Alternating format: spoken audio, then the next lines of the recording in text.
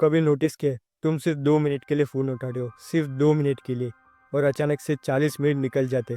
Book खोलते हो, 5 minute बाद फ़ोन चेक करते हो, पढ़ने का मन नहीं करता, वीडियो देखते वक्त भी अटेंशन भटक जाता है।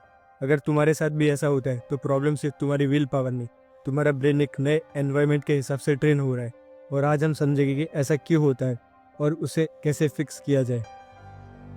तो सबसे पहले, your brain is learning a new habit.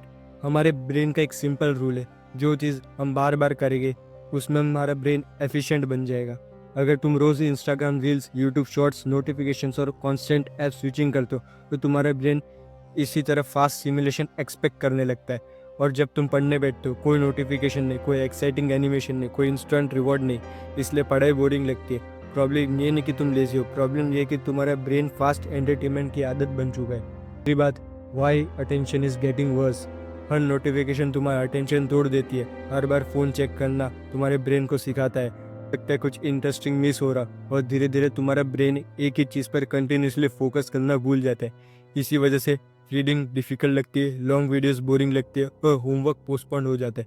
और 10 मिनट भी फ़ोन के बिना रहना मुश्किल होता है। फ़ोन के बिना तुम रह नहीं सकते 10 मिनट भी। एंड तो अब इसको फिक्स कैसे किया जाए। तो पहला पॉइंट है, टर्न ऑफ डिस्ट्रैक्शंस। सबसे पहला स्टेप, डिस्ट्रैक्शन बताओ तुम्हारी। फ़ोन साइलेंट, नोटिफिकेशन ऑफ, और अगर पॉसिबल हो तो फ़ोन दूसरे रूम में ही रखो। एनवायरनमेंट बदलेगा तो फोकस भी बदलेगा। Second point, have a low stimulation day. हफ्ते में एक दिन या 1 घंटे कुछ ऐसा करो जहाँ अननेसेसरी स्क्रॉलिंग, गेमिंग और एंडलेस वीडियोस अवॉइड करो। वॉक करो, बुक पढ़ो, जर्नल लिखो। पहले बोरिंग लगेगा लेकिन धीरे धीरे ब्रेन कॉन्स्टेंट स्टिमुलेशन की डिमांड कम करना शुरू करेगा। And the third point is, do slow dopamine activities, जैसे कि हो गया reading, writing, workout, meditation, walking. ये एक्टिविटीज इंस्टेंट एक्साइटमेंट नहीं देती लेकिन लॉन्ग टर्म में बड़ा रिजल्ट्स दिखाती है। जितना इसको फॉलो कर सकते हो करो।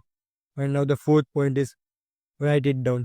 पढ़ते वक्त अचानक याद आए कि किसी को मैसेज कर दें, फ़ोन मत उठाओ लेकिन पेपर पर लिख दो, काम खत्म होने के बाद देख लेना।